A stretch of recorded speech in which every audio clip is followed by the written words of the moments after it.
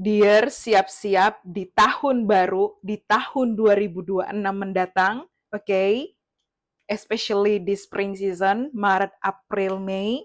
Maret, April, Mei, spring di sini as a flower appear, a new dawn is here, blossom, spring, oke? Okay? Atau mungkin kamu atau seseorang lahir di bulan Maret, April, Mei akan ada kejutan spesial, kamu dilamar, atau kamu menikah, atau perayaan bahagia kamu hadir di Maret, April, Mei di tahun 2026 mendatang. Oke? Okay? Siap-siap, tahun baru 2026 akan jadi tahun perayaan bahagia kamu.